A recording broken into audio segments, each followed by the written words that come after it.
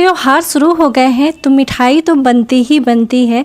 तो मैं आज आपके साथ शेयर करने जा रही हूँ बिल्कुल हलवाई स्टाइल दानेदार बेसन के लड्डू जो मुंह में जाते ही घुल जाए। खास टिप्स शेयर करूँगी, इससे आपके लड्डू पहली बार में ही एकदम दानेदार और परफेक्ट बनेगी और आपकी लड्डू बिल्कुल हलवाई जैसी बनेगी एक बार में ही।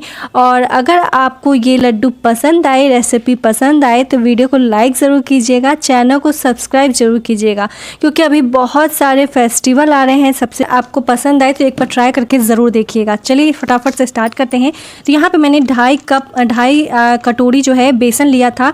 एक बाउल आप सेट कर लीजिएगा जिससे आप सारे मेजरमेंट कर सकते हैं। तो मैं यहाँ ग्राम में आपको नहीं बता रही हूँ, मैं आपको यहाँ बाउल से सेट करने कह रही हूँ। तो यहाँ पे आपको जितने बाउल आपको लेने हैं, यहाँ पे 2.5 बाउल मैंने लिया था, 2.5 कटोरी यहाँ बेसन मैंने ली थी, तो वैसे ही आपको भी लेना है। और चूँकि जो हलवाई है वो दानेदार बेसन ही लेते हैं तो हम क्या करेंगे, बेसन को दानेदार यहाँ पे बनाएंगे। तो उसके लिए मैंने 1 चम्मच यहाँ पे घी ली है और 1 चम्मच यहाँ पे 2 चम्मच यहाँ पे दूध लिया है। अब क्या करना है, इन सभी चीज़ों को ना आपको यहाँ पे बहुत अच्छी तरीके से मिक्स करना है। और जैसे आप मिक्स करेंगे ना, आपकी बेसन बिल्कुल दानेदार जैसी हो जाएगी। जैसे हलवाई मार्केट से अगर लेते हैं तो अधिकतर बेसन जो है ना बिल्कुल महीन रहती है, बहुत ज़्यादा फाइन रहती है, लेकिन बहुत सारे ऐसे बेसन भी आते हैं जो मोटे होते हैं।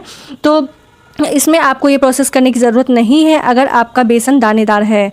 तो यहाँ पे देखिए, अगर महीन होना तो यहाँ पे ये प्रोसेस आप ज़रूर कीजिएगा और दोनों हाथों से अच्छे से एक एक बेसन पे इस तरीके से रगड़ कर आपको रखना है। अब इसे चलिए ढक के रख देते हैं, चूँकि हमारी बेसन जो है यहाँ पे हल्की सी ना घी और दूध के वजह से फूल लेगी। तो यहाँ पे ना हम तगार बनाएंगे। तगार आप नहीं जानते हैं तो चीनी को ही किया जाता है, और इस तरीके से अगर आप चीनी का पाउडर यूज़ करना चाहते हैं तो वो भी कर सकते हैं। और तगार जो है ईजिली मार्केट में मिल जाती है। तो यहाँ पर देखिए, मैंने 1 कटोरी ली थी और एक आधी कटोरी से भी कम पानी ली है, 1 कटोरी चीनी ली है। अब क्या करना है, गैस को ऑन करना है और इसे ना लगातार आपको चलाते रहना है। ठीक है, ये भी आपको उतना ही मिठास देगा, लेकिन आपकी जो लड्डू है ना बहुत ज़्यादा दानेदार इसकी वजह से बनेगी। और आपको ना इस तरीके से चलाते रहना है जब तक इसमें इस तरीके से झाग आए, और ना जब झाग आने लगे तो और आपको तेज़ी से चलाना है। इसे बनाने में आपको लगभग 5 से 6 मिनट लग जाएंगे। आपके ये लोकल स्टोर पे भी आपको मिल जाएगा। और जब आपको लगे कि इस तरीके से धीरे धीरे झाग आ रही है, मेरे यहाँ मुझे नहीं पता मिलती है, मैंने खोजा भी नहीं है कभी, और मैं खुद भी फर्स्ट टाइम ये ट्राई कर रही हूँ तगार के साथ। तो जब आपके इस तरीके से झाग आने लगे बिल्कुल ड्राई जैसे, तो गैस के फ्लेम को बंद कर दीजिए और इसे लगातार आप यहाँ पर चलाते रहिए। जैसे आपको लगे कि वाइट कलर की पूरी जो झाग है बिल्कुल ड्राई जैसी हो रही है, तो यहाँ पे फटाफट से बंद करना है, क्योंकि तुरंत ये ना बिल्कुल ड्राई हो जाती है और इस टाइम पे आप नहीं करेंगे तो मेरे जैसे ही ढीले बन जाएंगे। जी हाँ, मेरे साथ भी यही हाल हुआ। तो देखिए, कितना भी करने के बाद ना इसमें थोड़े बहुत गांठें रही गई थी, ढेले जैसे थोड़े बहुत बनी गए थे। चूँकि मैंने भी फर्स्ट टाइम ट्राई किया था तो मैं उसे तब तक साइड रखती हूँ जब तक वो ठंडा होता है। यहाँ देखिए, हमारा बेसन बहुत अच्छे से बिल्कुल दानेदार हो गया था। तो यहाँ पे हम बेसन को क्या करेंगे, छान लेंगे, तभी हमारी लड्डू जो है बिल्कुल एक बराबर बनेगी, वरना कहीं पे थोड़ा सा मोटा लगेगा, कहीं पे इस तरीके से बहुत ज़्यादा महीन लगेगा। तो यहाँ पर आपको करना क्या है, छान लेना है, लेकिन छन्नी जो है आपकी पूरी तरीके से मोटी होनी चाहिए। अगर आप नहीं भी छानना चाहते हैं तो कोई बात नहीं है, लेकिन यही बस इस छानने का यही प्रोसेस है कि आपकी जो लड्डू है बिल्कुल एक बराबर बनती है, वरना ऊबर खावर जैसी लड्डू आपकी बनेगी। तो यहाँ पे देखिए, छानने के बाद इस तरीके से ना महीन हो जाती है बेसन इस तरीके से। तो चलिए हम इसे फटाफट से भूनना स्टार्ट करते हैं। यहाँ पे मैंने कढ़ाई ली है और उसमें जो मेज़रमेंट मैंने दिखाया था ना, जिस बाउल से, उस बाउल से मैंने यहाँ पे आधी कटोरी यहाँ पे घी ली है। अब बेसन को हम यहाँ पे डालेंगे और इसे ना बिल्कुल लो फ्लेम पे भूनना स्टार्ट करेंगे। बिल्कुल लो फ्लेम पे यहाँ पे आपको भूनना है, और इसे भूनने में मुझे लगभग 14 से 15 मिनट लग गए थे। और थोड़ा सा आपके हाथ में दर्द तो होने लगेगा, लेकिन कभी भी कोई भी आप ट्रेडिशनल मिठाई बनाते हैं ना, उसमें मेहनत तो बहुत ज़्यादा लगती है और उसका जो रिज़ल्ट आता है ना वो तो और भी ज़्यादा अमेजिंग होता है। तो यहाँ पे धीरे धीरे आपको इस तरीके से बेसन को अच्छी तरीके से यहाँ पे भूनते रहना है, बिल्कुल लो फ्लेम पे। और मुझे नहीं पता आपने कभी बेसन के लड्डू में तगार यूज़ किया है कि नहीं, यानी जो चीनी का बूरा होता है, यानी चीनी का पाउडर जो होता है ना वो अलग होता है और बूरा अलग होता है। तो यहाँ पर देखिए, बेसन में ना हल्का सा घी आने लगा है, यानी हमने जो घी डाला था, चूँकि मैंने थोड़ी सी कम ही घी यूज़ की हुई है, लेकिन जब आप थोड़ी सी ज़्यादा घी यूज़ करेंगे ना, तो जैसे 2.5 कटोरी मैंने बेसन लिया था तो यहाँ पे आपको लगभग 1 कटोरी घी लग जाएगी। अगर आप आधी कटोरी लेंगे तो बिल्कुल मेरे जैसे ही होगी। तो यहाँ पे फिर भी देखिए बहुत ज़्यादा घी इसमें आने लगा था, और इस तरीके से ना पूरे आप चम्मच पे देख सकते हैं घी किस तरीके से आ रही है। तो देख सकते हैं पूरे चम्मच पे घी लगने लगी थी और हमारी क्वांटिटी जो है ना वो भी बिल्कुल इकट्ठा होने लगी थी। बेसन पहले पूरी कढ़ाई में आप देख रहे होंगे बिखरा हुआ था, लेकिन इस टाइम पे जब आपको लगे पूरे घी आने लगी है तो यहाँ पे हल्का सा पानी का छींटा दीजिएगा ताकि इसमें ना बिल्कुल ये दानेदार बन सके।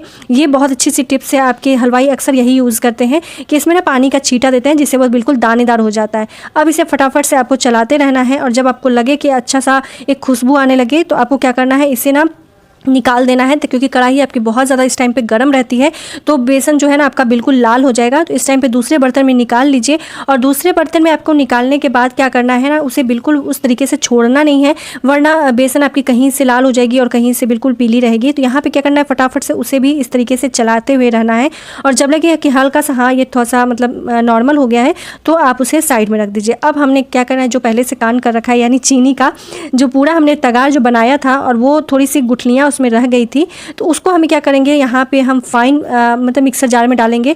इसलिए घबराने की कोई ज़रूरत नहीं कि अगर उसमें थोड़ी सी भी इस तरीके से ढेले बन गई है, वो आराम से इजी तरीके से जब हम इसे एक बार मिक्सर जार में चलाएंगे बिल्कुल देखिए बिल्कुल जिस तरीके से सभी को हलवाई की तगार रहती है बिल्कुल उस तरीके से बन गई है। और मार्केट में भी जब आप तगार लेने जाएंगे बिल्कुल इसी तरीके से लगेगा, आपको लगेगा जैसे चीनी का पाउडर है, लेकिन नहीं, तगार जो है वो इस तरीके से ही बनाई जाती है।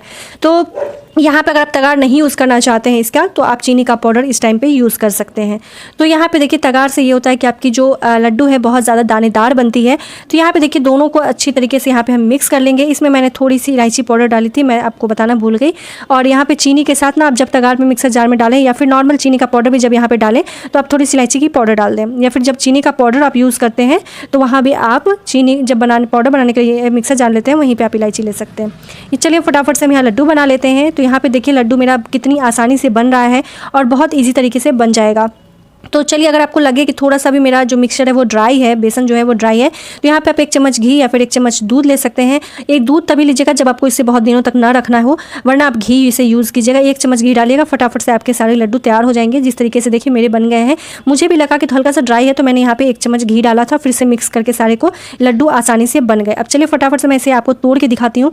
कितनी ज़्यादा दानेदार है, सॉफ्ट है और बहुत ज़्यादा परफेक्ट बनी थी और बहुत ज़्यादा ही टेस्टी लग रही थी क्योंकि इसे हमने घर में बनाया था, पूरे देसी प्योर घी से बनाया था और बहुत ज़्यादा घी देखिए कि मार्केट में इतनी ज़्यादा घी यूज़ भी नहीं होती है। तो बहुत ही ज़्यादा अमेजिंग बना था। एक बार ट्राई करके आप ज़रूर देखिएगा। अगर आप बिगनर भी है ना तो भी बहुत आसानी से इसे बना लेंगे बहुत सारी टिप्स के साथ।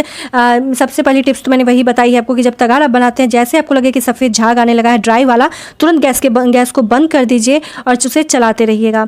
तो चलिए गाइज, होप करती हूँ आपको वीडियो बहुत ज़्यादा अच्छी लगी होगी, पसंद आई हो वीडियो तो ज़रूर लाइक कीजिएगा। चैनल को नए देख रहे हैं तो सब्सक्राइब कीजिएगा और हाँ, अगली वीडियो कौन सी देखना चाहते हैं कॉमेंट बॉक्स में ज़रूर बताइएगा। तो चलिए बिना देर के यहाँ पे वीडियो को एंड करते हैं और हाँ कैसी लगी ज़रूर बताइएगा। चलिए मिलते हैं नए रेसिपी के साथ। Thanks for watching, bye bye.